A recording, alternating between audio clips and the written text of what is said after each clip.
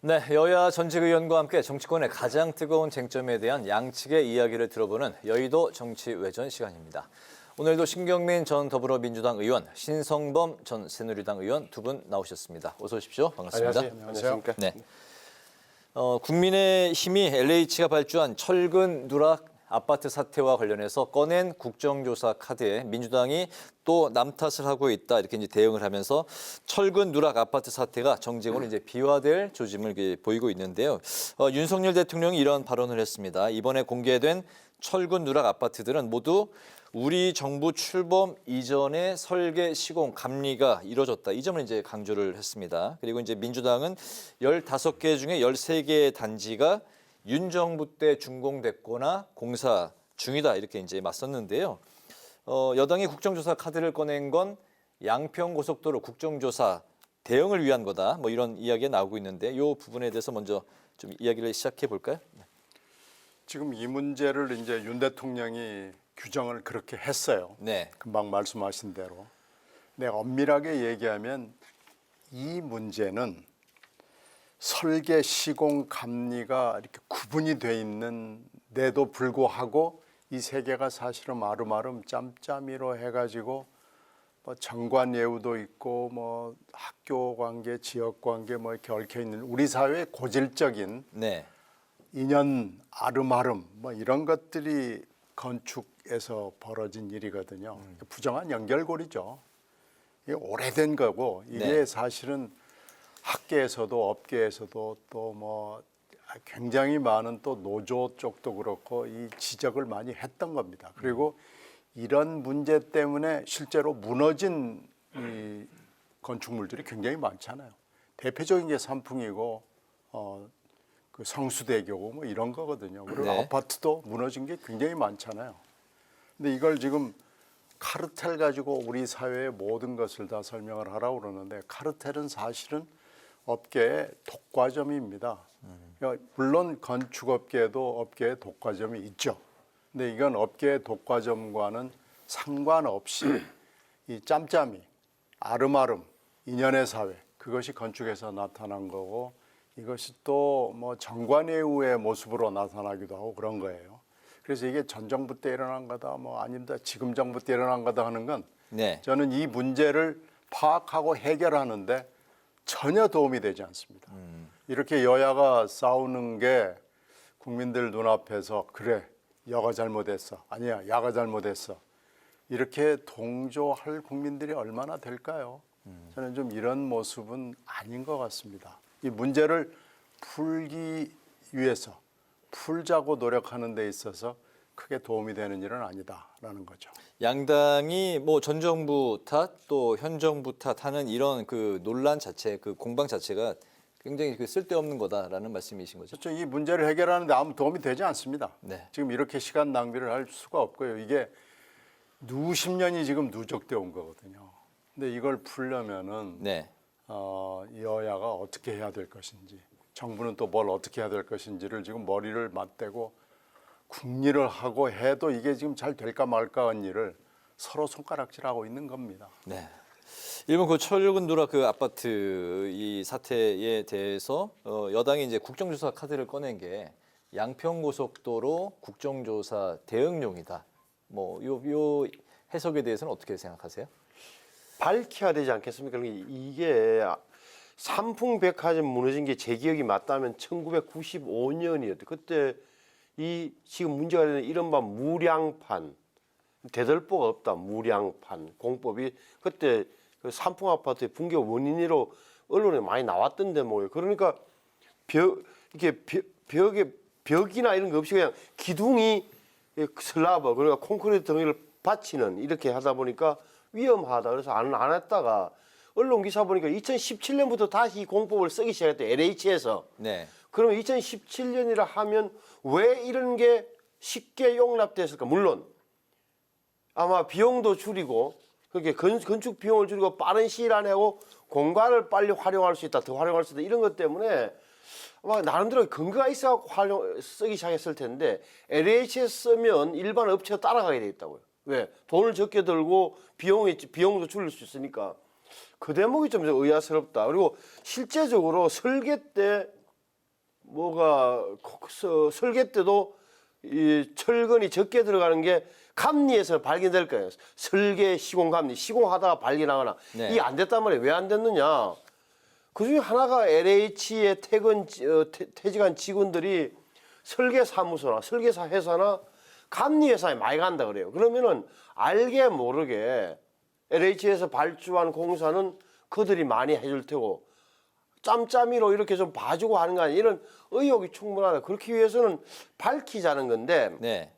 이제 대통령 말씀이 이제 지난 정부 때 다 설계한 거다. 그러니까 그 이야기를 안 했더라면 제가 보기엔 안 했으면 오히려 저 국민들이 알아서 판단할 텐데 네. 대통령께서 이제 전 정부 탓이라고 이런 이야기를 해버리니까 오히려 이게 더 정파적으로 정치 쟁점하는 이런 데 뭐 생긴 것은 좀 잘못된 것 같아요. 제가 보기에는. 그래서 뭐 국정감사조사는 이건 필요한 것 아닌가 저는 개인적으로 생각해봐요. 이게 왜 이거는 정치 목적이 아니라 건축 구조학회라는 전문가들이 나와서 왜 이 공법이 채택됐는지 여기에서 뭐가 빠져서 이런 붕괴 사고가 났는지 앞으로 문제점은 뭔지 저는 조사해볼 만한 사안이라고 생각해요. 네, 야당이 꺼내는 그 양평고속도로 국정조사에 대한 그 대응이 아니라 요 이번 사안의 자체에 대한 국정조사가 필요하다라는 그 그러니까 말씀이신 거죠? 국정조사든 청문회든 네. 국민들이 의아하게 생각하는 거잖아요. 이런 게 왜 LH를 하면 그래도 국영기관은 아니지만 공공기관으로서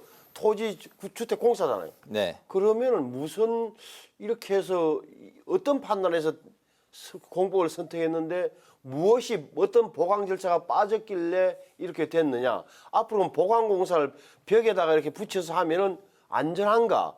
그 전체적으로 민간 건설업체도 그러면 LH를 따라갔을 텐데 그런 건설회사는 어떻게 보강할 것인지 이런 문제에 대해서는 국민들이 궁금해하는 부분은 청문회든 국정조사든 감사든 좀 밝히는 게 필요하다고 저는 봐요. 네, 이번에도 근데 그 문정부 건설 카르텔이다. 그 이권 카르텔이 이제 또 나왔습니다. 그 노조, 사교육, 시민단체, 뭐 건설까지 결국에는 기승전 이권 카르텔이다. 뭐 이렇게 아니 그 전에 저는 사실 뭐 다른 그게 카르텔이라는 표현이 남용된 것은 문제라고 저 봐요. 그러니까 전부 다 갖다 붙이네라는 느낌을 말의 인플레라 그럴까 용어의 인플레 현상이 있는 건데 이 대목은 사실은 이게 건설 산업 이권 카르텔이라고 붙일만 한 거예요. 다시 말씀드리지만 설계, 시공, 감리 이렇게 건축 현장에서 이루어지는 이 프로세스 가운데 네. LH 출신자들이 설계와 감리에 가가지고 뭔가 이렇게 전현직들끼리 정보도 주고받고 편하게 하는 이거야말로 왜 그렇겠습니까? 돈을 아끼기 위해서 공사 비용을 줄이고 공사 기간을 줄이기 위해서 했던 거니까 이것이야말로 저는 건설 산업 이권 카르텔로 표현할 수 있다고 봐요. 그 전에 이제 너무 많은 카르텔을 써가지고 인플레가 돼가지고 약간 뭐 그런 대목은 좀 아쉽습니다만. 알겠습니다. 윤 대통령이 이제 한 달 전에 7월 3일 차관 임명식에서 이제 우리 정부는 반카르텔 정부다. 뭐 이런 이제 또 언급을 했는데 어쨌든 자꾸 이제 카르텔이라는 말이 많이 나오고 있는데 이번 사안에도 카르텔 아까 뭐 잠깐 말씀을 하셨지만 카르텔이란 뭐 이권 카르텔이 이제 뭐 신성범 의원께서는 뭐 적절한 그런 이번에 지적이다라고 말씀하셨는데 예, 아니 뭐 카르텔이 지금 뭘 얘기하는지는 알겠는데요. 카르텔의 정확한 경제학적 의미는 독과점입니다. 근데 지금 우리 모든 그 업종이 하여튼 지금 업종 아무거나 대 보면은요 다 카르텔이에요. 근데 지금 대통령이 얘기하는 카르텔은 이것이 짬짬이로 연결이 돼가지고 서로 봐주는데 그래서 이것을 지금 나누기 위해서 건설업에서는 설계와 시공과 감리를 엄격하게 나눠서 감리는 정말 엄숙하게 하거든요. 그래서 네. 감리가 와가지고 이거 안 돼 그러면 안 되는 겁니다. 근데 우리나라가 그런 적이 한 번도 없어요. 왜냐면 다 아는 사람들이니까. 그리고 설계 때부터 감리는 누가 해주기로 했으니까 뭐 네. 이렇게 돼 있거든요. 이것을 업계에서는 좀 정의로운 분들 또 노조에서는 이래서 부실공사가 된다. 수주부터 이렇게 되니까 안 된다라고 얘기를 하는 거거든요. 네. 그러니까 지금 모든 걸 다 카르텔이라고 얘기하는데 무슨 얘기인지는 알겠는데 이런 이권의 연결고리 이것을 내가 까부수겠다라고 얘기를 하는 것이 이제 정확한 얘기죠. 그건 좋습니다. 그리고 이번도 이거 해야죠. 할 수 있는 거 다 해야죠. 그게 뭐든지 간에 네. 국조든 수사든 뭐 감사건 감찰이건 다 해야죠. 그러니까 하는 건 좋다 이거예요. 근데 이게 전 정부 때 한 것 같아 뭐 이렇게 나오는 건 이게 이제 그 사안을 잘 이해하는 사람들 얘기로는 이건 또 뭐야 하는 느낌을 주는 거죠.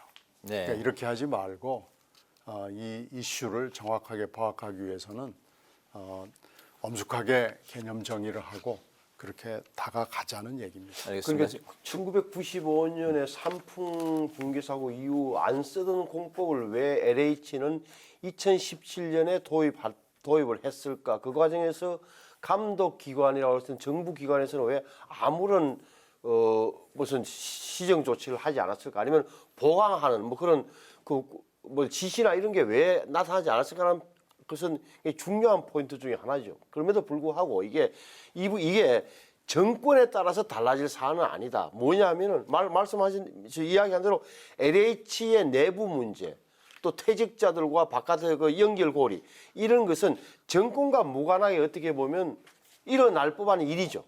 다만 지난 정부에서 그래서 하나도 단속 안 하고 방치했던 측면은 분명히 있는 거고 그 불거진 것은 이 정부 때다. 이런 건 분명한 거예요. 또 이것은 움직일 수 없는 사실이죠.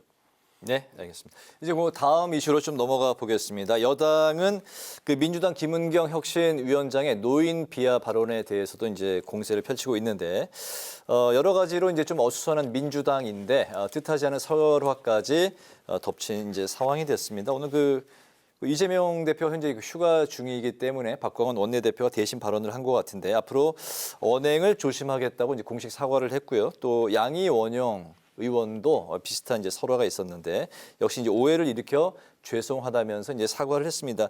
현재 그 친명 비명할 것 없이 이제 수습에 이제 같이 나서는 모습인데 만약 그 이번 노인 비하 발언이 그 과거 이제 한 15년 전인가요? 그 16년 전 그때 이제 정동영 전 대선 후보의 노인 폄하 발언이 상당히 이제 파장이 컸었는데 이번 이 발언은 좀 어느 정도 파장이 될지 대한노인회에서도 공식적인 사과를 요구했고 또 민주당 안에서도 노인회 관련 이제 그 모임이 있더라고요. 거기서도 이제 마찬가지로 사과를 요구를 한 상황인데 이번 파장 좀 어디까지 갈까요?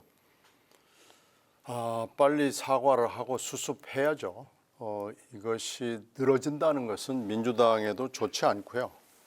여러 가지 면에서 이 보탬이 되지 않습니다. 청년 정치를 강조하기 위해서 이렇게 노인 문제를 건드리게 된 건데 청년 정치를 강조하면 됐지 왜 이렇게 접근을 해야 되는지 본인의 김은경 위원장 본인의 무식을 탄로한 거거든요.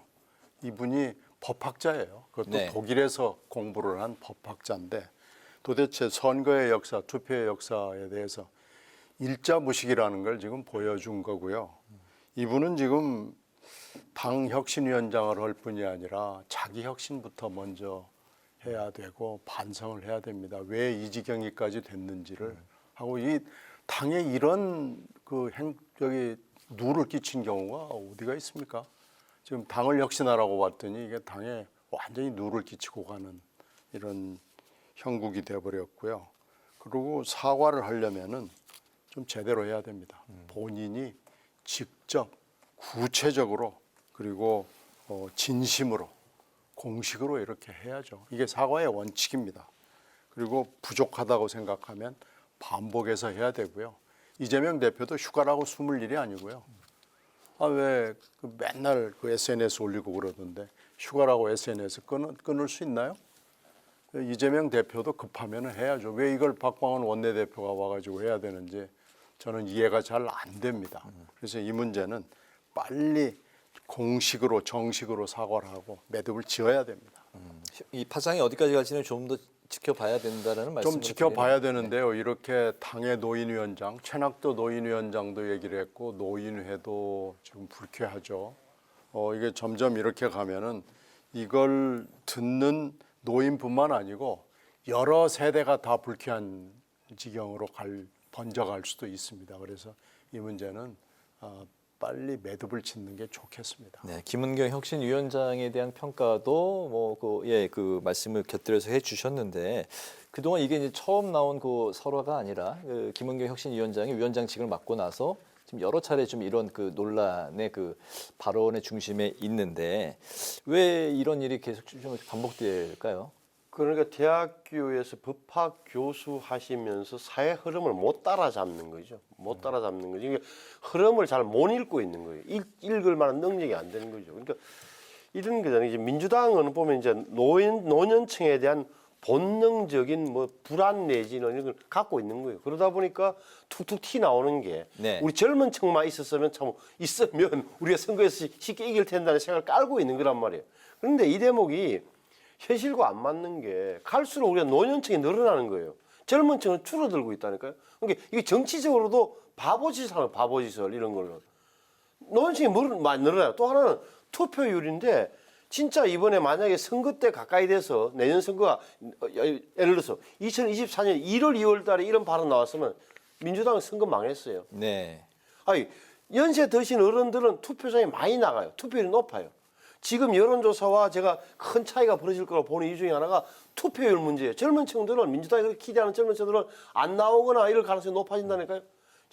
연세 드신 분들은 투표 높은데 이른다. 또 하나는 사실과도 맞지 않는 게 지금 미국의 조 바이든이 대통령이 42년생이에요. 81세예요. 우리나라 81세. 네. 트럼프 46년생이에요. 77세 77이에요.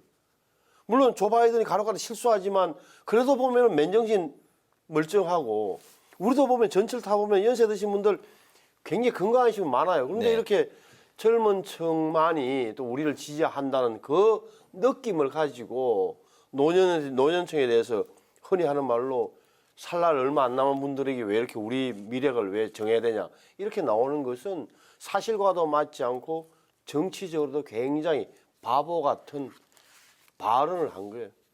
네, 알겠습니다.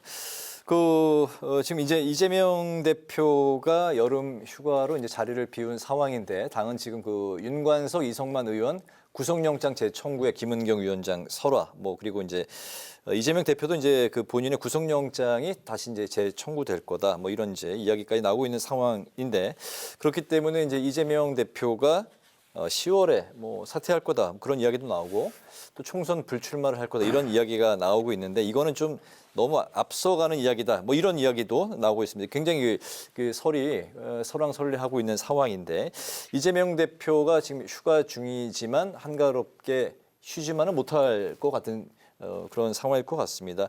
휴가 중에 좀 어떤 구상을 하고 있을까요? 휴가를 지내겠어요? 지금 휴가를 갈 상황도 아니고 네. 이 대통령 흉내내서 지금 야당 대표가 휴가 갈 지금 처지도 아닙니다. 지금 여러 가지 얘기가 있는데 지금 먼저 윤관석, 이성만 구속영장 재청구는 이건 만약에요. 이게 이렇게 돼서 하여튼 그 제도에 대해서 여러 가지 논란이 있지만 체포영장이 부결이 됐잖아요. 네. 그러면은 새로운 혐의가 있든지 아니면은 옛날 혐의지만 정말 결정적 증거가 나오든지 그러면 검찰이 구속영장 재청구를 할 수 있습니다. 그러나 이건 그게 아니에요. 그냥 비슷한 영장이 다시 온 거면은요. 이것은 어떻게 보면은 검찰 기소 독점권의 남용이라고도 볼 수 있고 국회가 결정한 내용에 대해서 무력화시키는 거일 수도 있습니다. 이건 윤관석 의원이나 이성만 의원을 편드는 게 아닙니다. 네. 그분들이 구속될 만한 짓을 했을 수는 있어요. 그러나 그것과 상관없이 또 체포영장에 대해서 부결 처리를 국회가 했다고 그러면은 그건 존중해줘야 되는 거고 이게 굉장히 중요한 사안입니다. 그 삼권 분립을 정면으로 무력화시키는 그런 조치 중에 하나고 김은경 위원장 설화는 금방 얘기했듯이 이것도 당으로서 엄청나게 지금 큰일입니다. 그리고 본인의 영장 청구설 이건 설이 아니고 지금 점점 눈앞에 다가오고 있어요. 이러면은 지금 휴가로 자리를 비운다라는 것이 별로 그렇게 그래 잘 갔어 쉬야지 쉴 땐 쉬야지 이럴 얘기가 별로 야당 내부나 지지자들로부터 나오지 않을 것 같아요. 네. 그래서 이런 문제에 대해서는 지금 이게 불출마설까지 나오고 있는데 본인이 지금 모든 것을 다 카드화하고 있을 겁니다. 이재명 대표 본인은 지금 영장판사 앞에 나가겠다고 그걸 카드화한 거 아니에요? 그리고 사퇴 이건 언제든지 카드화할 수 있습니다. 개항을 불출마 이것도 카드화할 수 있습니다. 다만 공천권은 못 내려놓겠다라는 거죠. 지금 그러니까 지금 머릿속이 굉장히 복잡할 텐데 8월, 9월이 이재명 대표 본인으로서나 민주당으로서나 매우 결정적인 시기가 될 수밖에 없다는 게 지금 삼척동자의 눈에도 빤히 보이는 겁니다.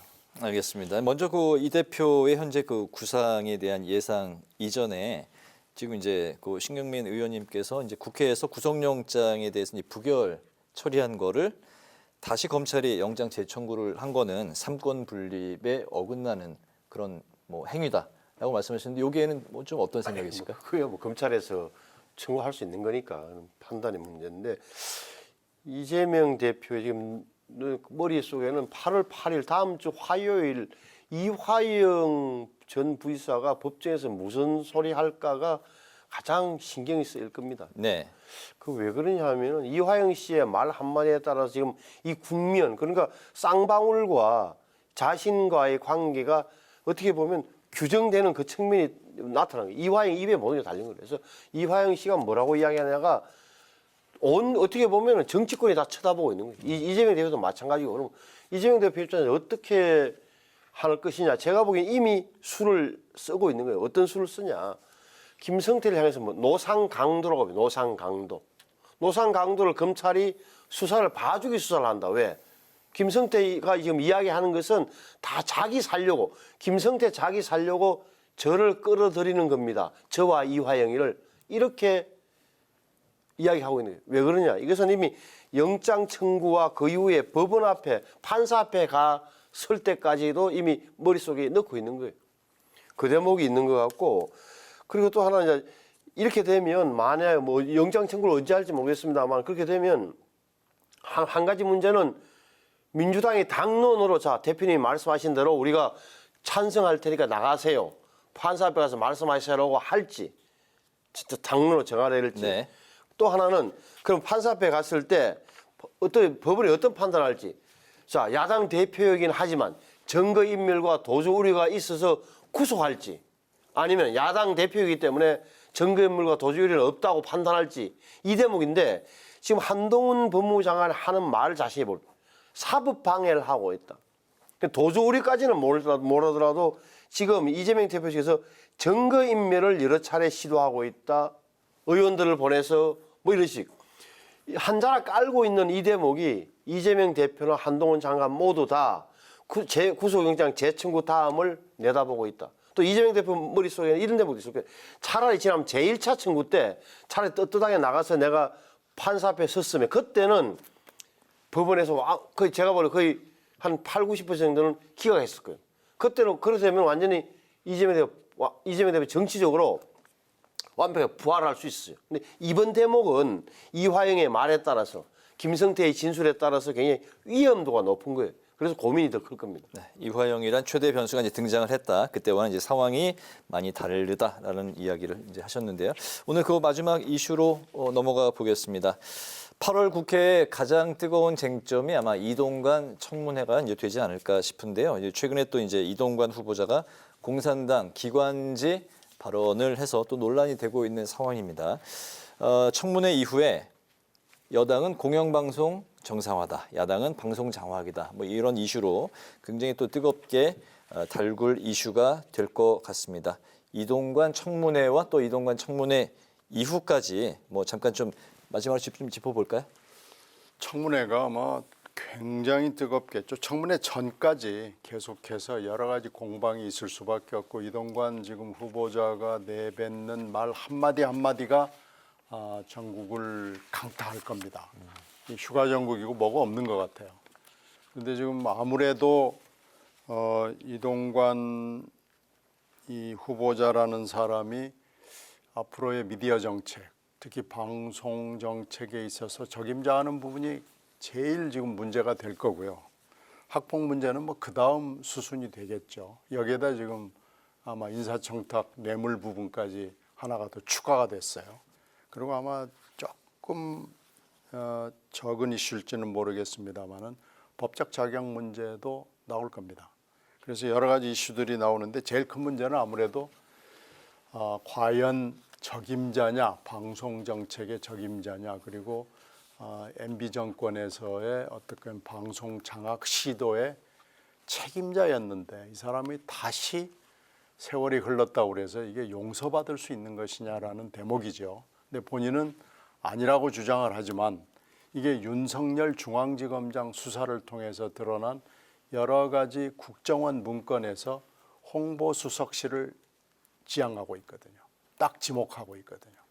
그래서 거기에 보면은 굉장히 많은 문건이 홍보수석실의 요청에 따라서 생산이 됐고 그 문건대로 또 시행이 됐어요.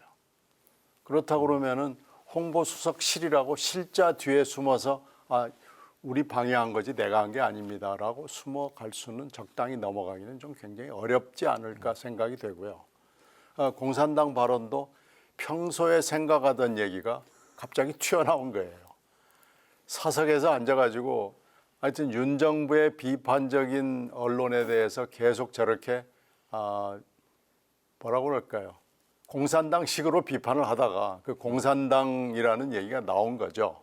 그러다가 보니까 지금 온갖 언론으로부터 비판을 받고 있는데요. 아마 이 부분도 주워 담기 좀 어려워 보입니다. 시간이 돼서 이제 뭐 길게는 못 들어보는데 그러면 그 이동관 후보자가 그 지칭한 공산당은 누구를 가리키는 거라고 좀 생각을 뭐 지금 현재 방송들 대부분을 다 가리키는 것 같고요. 그리고 뭐 비판적인 신문들 가리키는 것 같고요.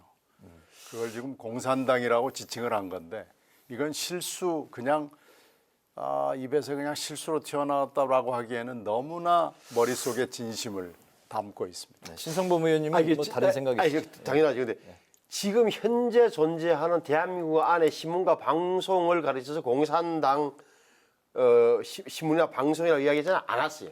뭐냐 이거.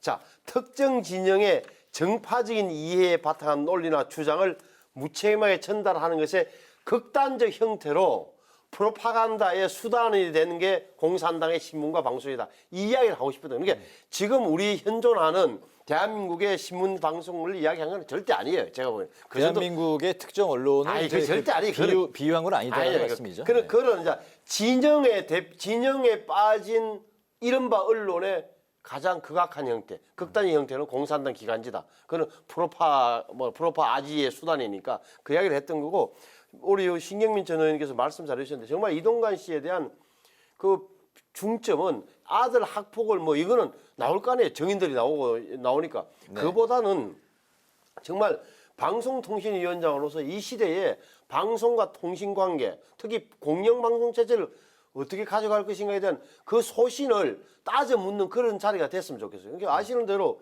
지금 여야 모두 전부 다 몇 시간 안 되는 뉴스에서 우리 편 들어줄 것, 뉴스가 우리를 공격하지 않을 것, 비판하지 말 것, 여기에만 초점이 모여져 있는데 지금 넷플릭스 문제라든지 OTT 문제라든지 인터넷 언론상에서 자율 심사 그리고 프라이버시 이런 문제, 그리고 그 인터넷 공간에서 인권 보장 이런 게 더 큰 문제란 말이에요. 여기에 대해서 이동관 씨가 어떤 생각을 하고 있는지를 야당에서 좀 더 냉정히 물어줬으면 좋겠어요. 저도 사실. 네, 방통위원장으로서의 현안에 대한 역량이 있는지에 대한 검증에 집중하자. 네. 해줬으면 좋겠습니다. 해줬으면 하는 바람을 마지막으로 오늘 이제 여의도 정치외전 두 분의 발언을 모두 들어봤습니다. 지금까지 신경민 전 더불어민주당 의원, 신성범 전 새누리당 의원 두 분과 오늘도 함께했습니다. 오늘 말씀 잘 들었습니다. 감사합니다. 네, 고맙습니다.